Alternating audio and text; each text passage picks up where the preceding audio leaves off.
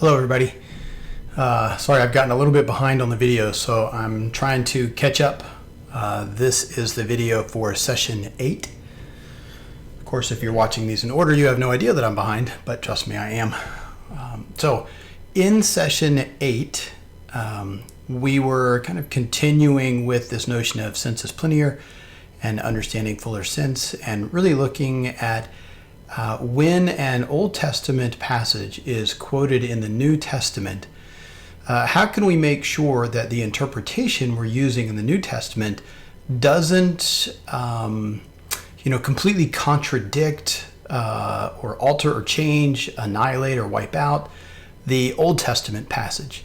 We want to make sure that the way we're interpreting it in the New Testament is in keeping with the Old Testament understanding of it, right? The New Testament authors would not interpret an Old Testament passage in a way that violates the way it was understood by the original audience back in the Old Testament.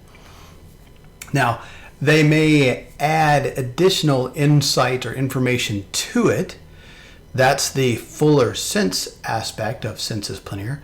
But that additional insight or info should never contradict or invalidate or violate the original understanding by the original recipients of the original writing. So we're going to utilize a homework assignment that a gentleman by the name of Jeremy Edmondson, well, he's one of the co-authors of the book. He was kind enough to send me some of his homework assignments as he's going through the book with his own church currently. And this was one I really wanted to incorporate into our class as well. And so over here on the right, what you're seeing is actually a handout from Jeremy Edmondson's class, where we're going to look at the passage in Habakkuk and how it's used in multiple places, Romans, Galatians, and Hebrews. So we're going to understand the Old Testament usage, and then we're going to see how it's utilized in the New Testament as well. And just in case you haven't heard of Jeremy, I pulled up their website, so you can see this is Grace Bible Church GBCportage.com, and then on their leadership page, this is Jeremy. And you can get to his sermons here on the page if you would like to listen to more of Jeremy's actual sermons. I think he's one of the best exegetes I've ever listened to. He does a fantastic job, and for any of his sermons, he has extensive notes are typically available here on the website as well. So I highly encourage you to connect on their page. You can also, he has this in podcast form, and he's a great resource. All right, let's come back to Logos and Habakkuk. And so what we're going to do is simply read through Habakkuk, starting in chapter 1, going through chapter 2, really just chapters 1 and 2. And I'm going to do this relatively quickly.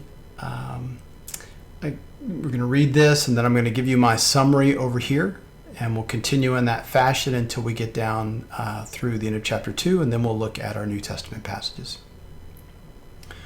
All right, so let's look at verses 1 through 4 in Habakkuk. And again, this is out of the New American Standard Version. That's the version we recommend for this particular group. The oracle which Habakkuk the prophet saw: "How long, O Lord, will I call for help, and you will not hear? I cry out to you, violence, yet you do not save. Why do you make me see iniquity and cause me to look on wickedness? Yes, destruction and violence are before me. Strife exists and contention arises. Therefore the law is ignored, and justice is never upheld. For the wicked surround the righteous, therefore justice comes out perverted." So here we can see Habakkuk is crying out to God for help because of the violence, the iniquity, and the wickedness that he sees around him with Judah. Yet God does not bring deliverance. Instead, he must see the iniquity and the violence and the strife and the contention that occurs. As a result of this, the law is ignored. No justice is occurring as the wicked outnumber the righteous, causing justice to be perverted. Let's continue, 5 through 11. Look among the nations, observe, be astonished, wonder, because I am doing something in your days you would not believe if you were told. For behold, I am raising up the Chaldeans, that fierce and impetuous people who march throughout the earth, to seize dwelling places which are not theirs. They are dreaded and feared. Their justice and authority originate with themselves. Their horses are swifter than leopards and keener than wolves in the evening. Their horsemen come galloping. Their horsemen come from afar. They fly like an eagle swooping down to devour. All of them come for violence. Their horde of faces moves forward. They collect captives like sand. They mock at kings, and rulers are a laughing matter to them. They laugh at every fortress and heap up rubble to capture it. Then they will sweep through like the wind and pass on. But they will be held guilty, they whose strength is their God. So this is God talking about how he's going to use the Chaldeans to bring discipline to the nation of Israel. Right? God is going to use the Chaldeans, who derive justice and authority from within themselves, to bring judgment against Judah. However, even the Chaldeans will be held accountable and found guilty because their own strength is what they hold to as God. All right, 1:12 through 2:1. Are you not from everlasting? So this is Habakkuk talking back to God. Are you not from everlasting, O Lord, my God, my Holy One? We will not die. You, O Lord, have appointed them, that is the Chaldeans, to judge.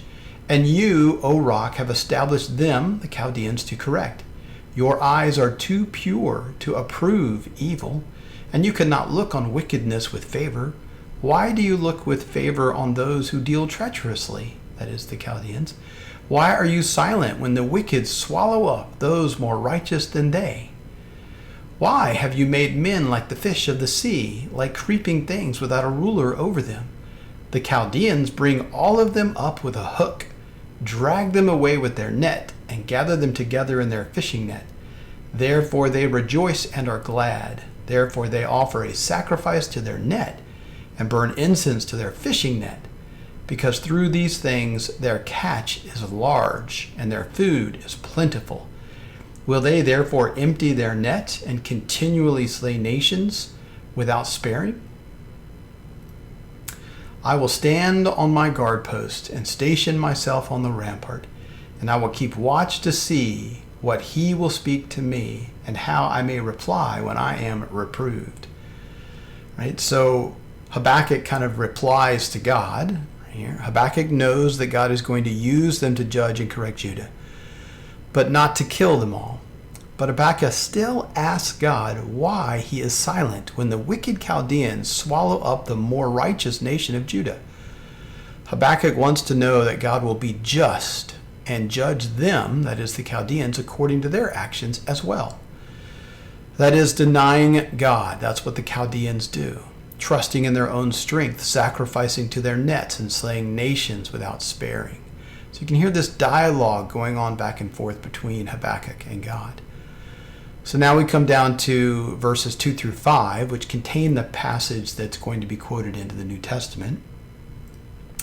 Then the Lord answered me and said, record the vision and inscribe it on tablets, that the one who reads it may run.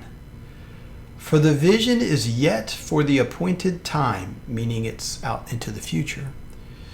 It hastens toward the goal, and it will not fail. Though it tarries, meaning it's not happening right now, wait for it. For it will certainly come. It will not delay. And then here's our passage. Behold, as for the proud one, his soul is not right within him, but the righteous will live by his faith. Furthermore, wine betrays the haughty man, so that he does not stay at home. He enlarges his appetite like Sheol, and he is like death, never satisfied.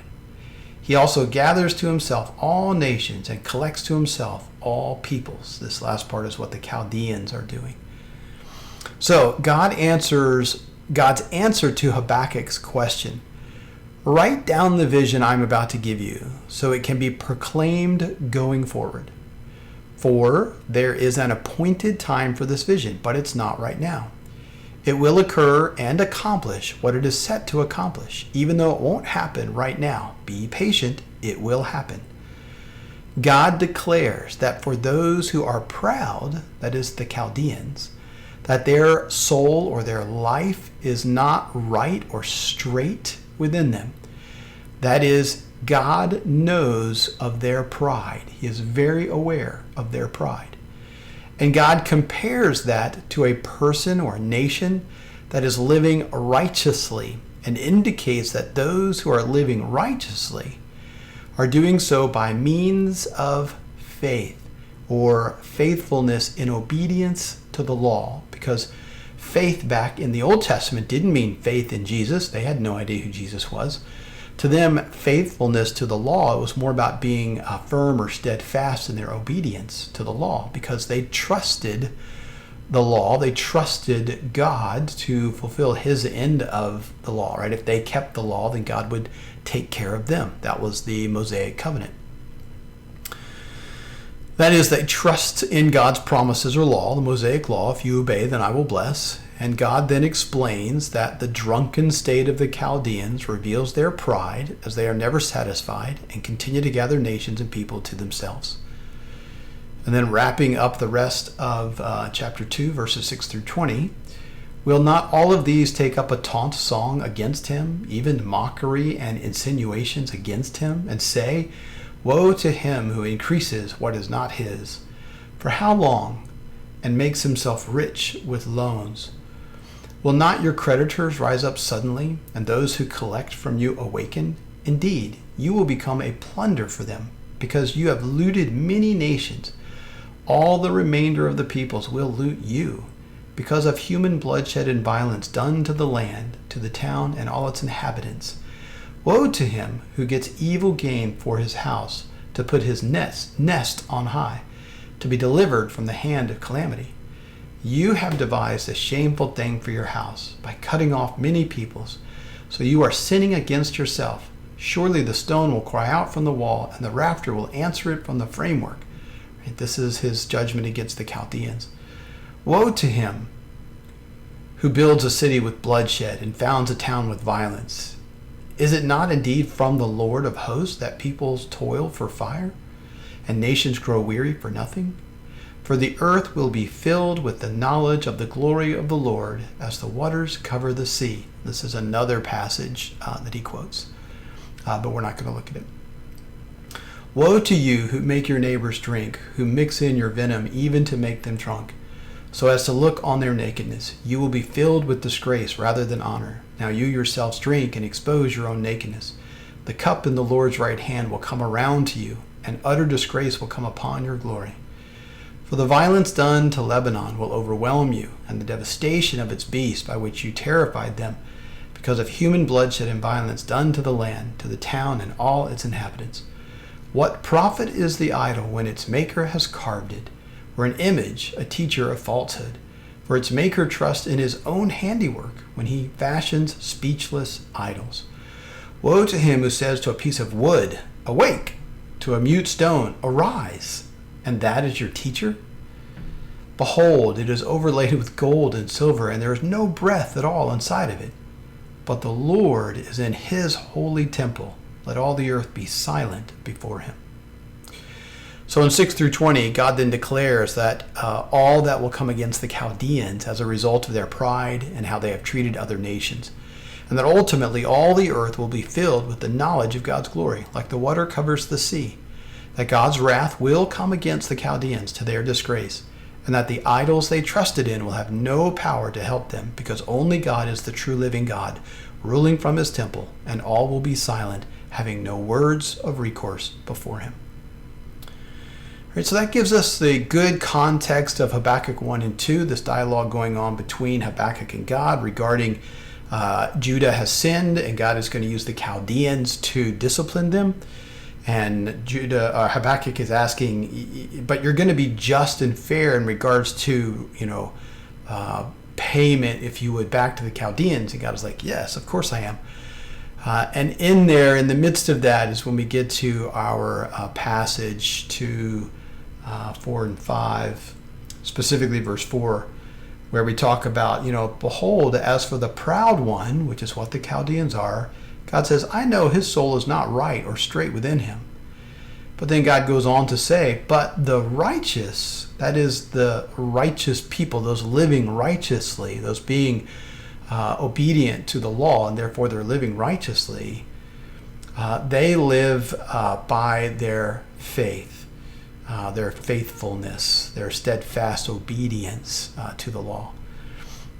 So he's contrasting a proud person that is, their life or their soul is broken. It's not right. It's not straight. He's contrasting that with the righteous, those who are living rightly, that they do it by means of faith. It is an issue of trust in God that causes them to walk righteously, right? So the proud one walks unrighteously because of his pride. He's trusting in himself. The righteous walks righteously because their trust is in God and in obeying the commandments of their God. So that's the Old Testament. That's how the reader at that time would have understood that passage. Now let's look at how it's being used in these handful of New Testament passages. So let's go to Romans chapter 1 and specifically come down to, sorry I haven't turned off all of my visual filters here. I can do that real quick. Here we go. We'll come down to just 13 through 19 is what we want to look at. Specifically, verse 17 is where the quote is, but just to give us the context, that's, he's introducing himself. We'll come all the way down to 13 where he says, I do not want you, those believers in Rome, to be unaware, brethren, that often I have planned to come to you, and I have been prevented so far, so that I may obtain some fruit among you also, even as among the rest of the Gentiles. So Paul wants to be there with them, to work with them. Then he says, I am under obligation both to Greeks and to barbarians, both to wise and to the foolish. So, for my part, I am eager to preach the gospel to you also who are in Rome. Now, again, we talked about, words have multiple meanings. We're going to see that in some of the upcoming videos. Gospel just means good news. You have to allow the context to answer the question, what good news? Do not make the assumption every time you see the word gospel that it means the good news about going to heaven when you die. There are actually several types of good news in the New Testament, and context has to help clarify that. So then he goes on to say, for I am not ashamed of this good news, for this good news is the power of God for deliverance. Again, just because you see the word salvation, don't assume that that means go to heaven when you die. The word salvation just means to be delivered, and we have to let the context answer the question, delivered from what? So we're still kind of asking that question here in Romans. What is the good news, and what is it delivering us from? For this good news is the power of God for deliverance to everyone who believes this good news, to the Jew first and also to the Greek. And then here's our quote, for in it, that is this good news that brings deliverance, for in this good news that brings deliverance, the righteousness of God. Remember, Habakkuk deals with the righteousness of people living righteously. For in this good news, the righteousness of God is revealed. And it's revealed from faith, that means starting by faith, to faith or continuing through or by faith, as it is written. So now Paul's going to quote Habakkuk And we need to keep it in the same context that we understood it from the Old Testament. But the righteous man shall live by faith. Right? So Habakkuk's original use of this was that contrast between the proud person who trusts in himself and as a result is not straight. They're unrighteous. Whereas here he's saying that those who are righteous, they are righteous because they are living by faith. That to the Old Testament person would have meant trusting in God based on the Mosaic law, that if they're obedient to the Mosaic law, God will bless them, protect them, deliver them from their enemies. That is what an Old Testament saint would have understood it by. But Paul is now going to bring some additional insight into how that concept of righteous people live by faith kind of into the New Testament era. Now in 18 and 19, we begin to start to answer our question, what is the context? What is the gospel? What is this good news? And what are we being delivered from? Here in 19, he just said, I'm not ashamed of the gospel, its power to deliver, because in this good news, the righteousness of God is revealed from faith to faith, because the righteous man shall live by faith. The reason for this, the wrath of God is revealed, right? So we have two is revealed, right? So we have the righteousness of God is revealed, and we have the wrath of God is revealed. So we see this contrast. For the wrath of God is revealed from heaven against all ungodliness and unrighteousness of men who suppress the truth in unrighteousness. Because that which is known about God is evident within them, for God made it evident to them. Now, if we were to continue reading, we would see this idolatry beginning to occur, where people are rejecting the attributes of God that are made known through the creation, that is his eternal power and divine nature, and instead they turn to idol worship. So they exchange the glory of an incorruptible God for an image in the form of a corruptible man or birds. And then we get these God gave them over statements. So this is the downward spiral that when a person rejects God, even just based off creation around them, and begins to worship idols, God then begins to turn them over to the natural consequences of these decisions that they're making.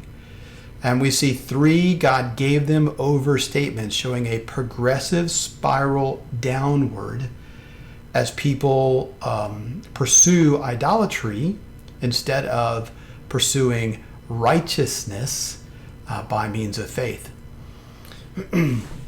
So we see this, God gave them over in the lust of their hearts to impurities. And then God gave them over to degrading passions.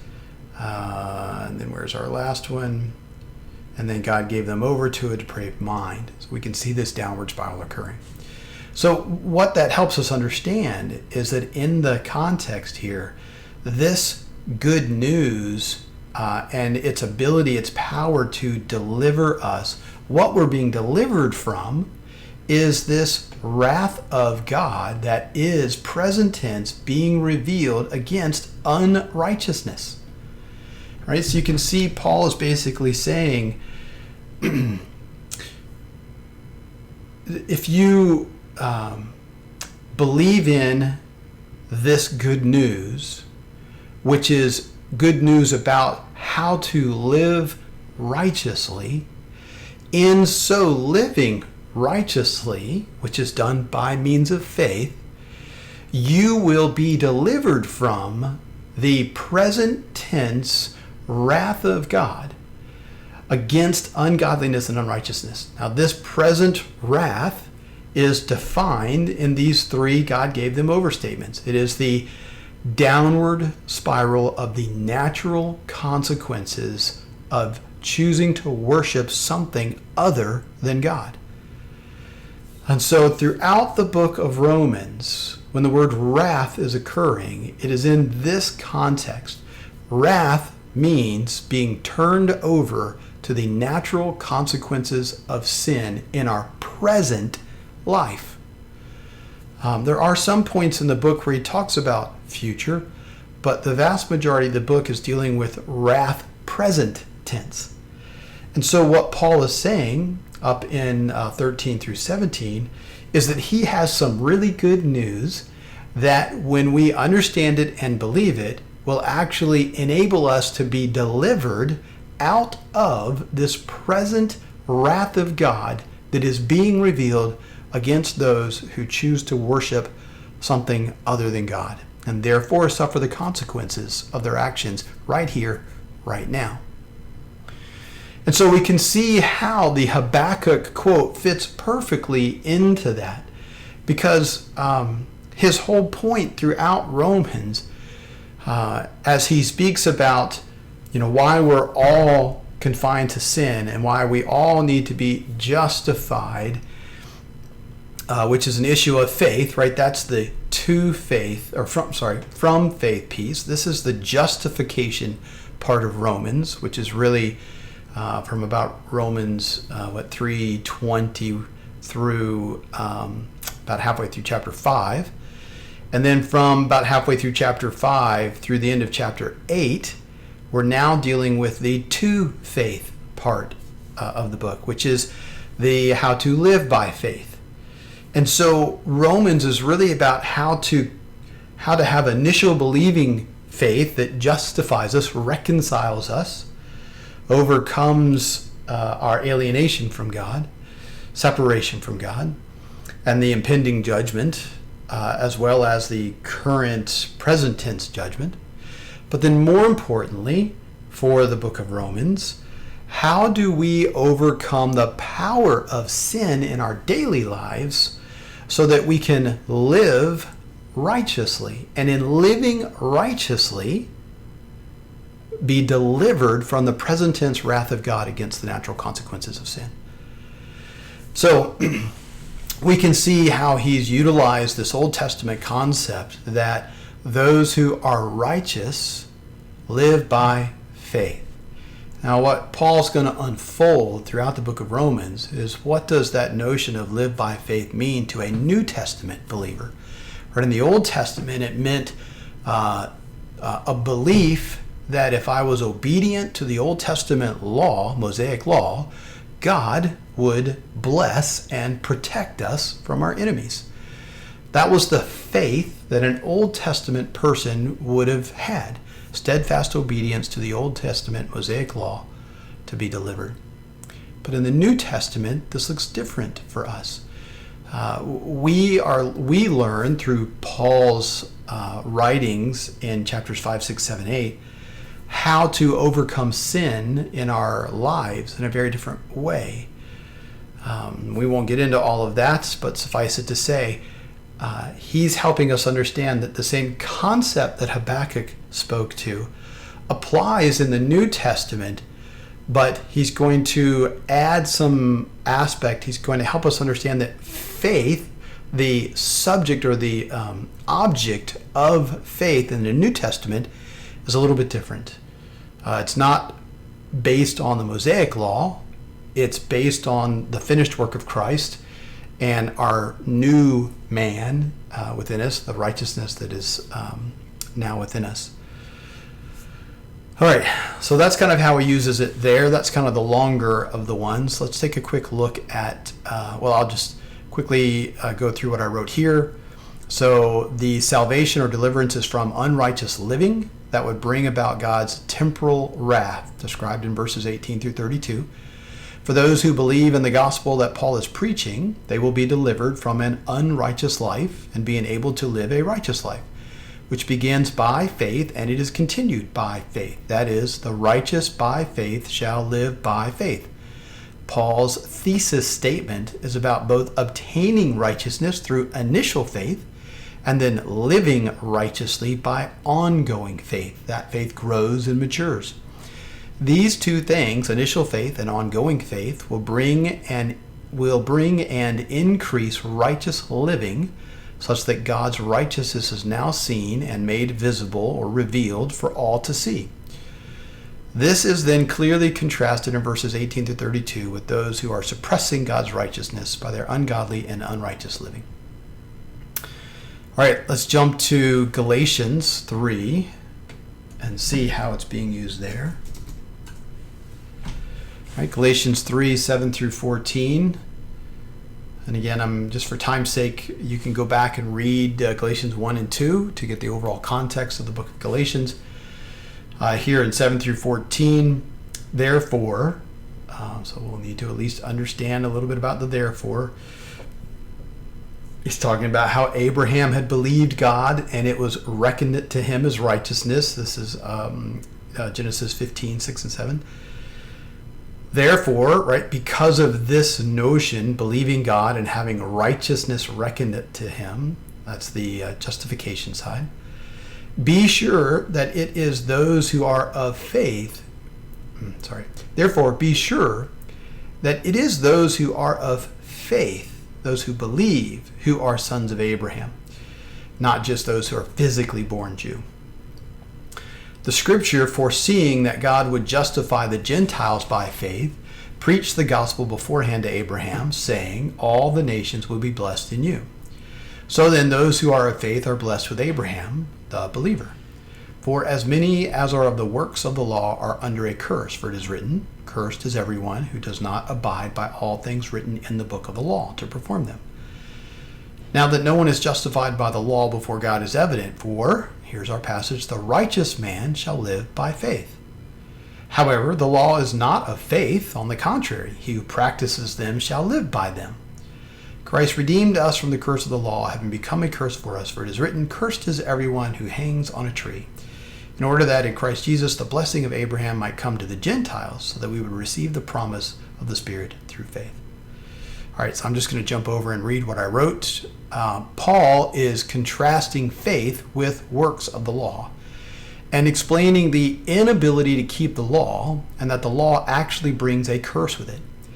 When he indicates that no one is justified by the law before God, he is not speaking of positional or forensic justification, right? The context throughout Galatians is clearly that of living out one's faith and not merely how to become a believer, but instead is discussing how to be vindicated before God, right? The word justified just means to be vindicated. And as another, when dealing with word meanings, you have to ask vindicated from what? Let the context answer that question, which can only be done by living righteously, which can only be done by means of faith, right? This is the argument Paul is building here, to be vindicated, not positionally, forensically, in God's legal courtroom, right? That is an issue of initial faith and belief where we are declared righteous. But that's not what he's talking about here in Galatians. He's talking about being vindicated or demonstrated righteous before God in the way we live, not in our initial declaration of righteousness, but in our ongoing living, right? Remember in Romans, we talked about from faith to faith. There's initial justification, and then there is ongoing faith, which matures us and grows us. This is what he's talking about in Galatians as well, and that as we continue to live by faith, that enables us to live righteously, and in so doing, our life post that initial moment of belief is being vindicated before God as a righteous life, which can only be done by living righteously, which can only be done by means of faith. He goes on to say that you either live by law or live by faith, but only living by faith will vindicate you. That is, only living by faith will demonstrate to God that you are living righteously. Right? You have to actually live righteously for God to see that you're living righteously. Paul uses, right, this is not about being declared righteous in the legal courtroom. That's a one-time thing that forever guarantees us membership in the family of God. But membership in the family of God in no way, form, or fashion guarantees that we will progressively live more and more righteously. That is a different topic. That is sanctification and maturing and growing in our faith. And as we mature and grow in our faith and we live more and more righteously, we're demonstrating righteousness to God. But it occurs by means of faith. So Paul uses an application of Habakkuk 2:4 to support his point that it is the living by faith that enables a person to live righteously. All right, and then the last passage we're going to look at is Hebrews 10:32 through 39.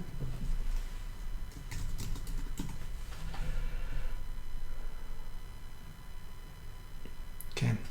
But remember the former days, when after being enlightened, you endured a great conflict of sufferings, partly by being made a public spectacle through reproaches and tribulations, and partly by becoming sharers with those who were so treated. For you showed sympathy to the prisoners and accepted joyfully the seizure of your property, knowing that you have for yourselves a better possession and a lasting one. Therefore, do not throw away your confidence, which has a great reward, for you have need of endurance, so that, when you have done the will of God, you may receive what was promised. For yet in a very little while he who is coming will come and will not delay. But my righteous one shall live by faith. And if he shrinks back, my soul has no pleasure in him. But we are not of those who shrink back to destruction, but of those who have faith to the preserving of the soul, or of our life. I'm not going to get into all the theology that's wrapped up in here as it relates to, our reward and perseverance. We're again looking at how he's using this quote. And he's talking about the fact that those who are righteous, living righteously, are doing so by means of faith. And we're understanding in the context what the object of the faith is and how it differs from the Old Testament object of faith. That is the fuller sense here. The fuller sense is a new object of faith. What does New Testament faith look like compared to Old Testament? But the concept of the quote is intact, hasn't been altered or changed, still means the same thing. So my notes are, the author of Hebrews has been describing a better and lasting possession, one that requires us to have confidence in the coming reward. This confidence is to enable the motivation needed for endurance, which is required in order to receive what was promised, as one must do the will of God, that is faithful obedience, so that they may, that is a subjunctive in the text, may or may not happen, receive what was promised. He then quotes from Habakkuk 2:3-4 to support this notion. For just as God told Habakkuk that his vision was a sure thing, even though it wasn't going to happen right then, and that God knows the difference between those who are full of pride and those who live righteously because of faith, that applies to what the author is currently saying. We must have confidence in the reward that lies ahead based on the possibility of receiving the promise. However, it requires righteous living to accomplish this, which requires faith. Only those who live righteously by faith will end up preserving or possessing life, that is, a certain quality of life, as this is a works-related passage. Right? This is not about membership in the kingdom and being declared righteous. This is about a quality of life in the kingdom, which ties back to reward and to promise and inheritance and things of that nature. All right, so I hope that helps show the sense of sensus plenior, how when a New Testament author is quoting an Old Testament passage, they're doing so in a manner that quite often gives us additional insight or clarity into the concept of the original author's use of that, but never in such a way that violates or destroys the Old Testament idea of that passage. Why is this relevant? Because sometimes in commentaries, people will interpret these things completely out of context from its original usage. And often that's being done to support a specific view or systematic theology. They're trying to force the text. They're doing eisegesis. They're trying to force the text to say what they need it to say. And so they will try to explain this quote as though Paul's using it in some completely new way, often using allegory in that process. And again, anytime you hear a commentator utilize a New Testament quote of an Old Testament passage in a way that does not accord with its Old Testament usage, you need to be aware of that, leery of that. You need to really take a step back and say, I don't know if that's the right interpretation, because that really just completely ignores, violates, or destroys the way that passage was used in the Old Testament. And that is not the way it should go, right? The New Testament authors aren't going to use Old Testament scriptures in a way that completely violates the way the Old Testament author and audience would have heard it. All right. Have a great day. Bye.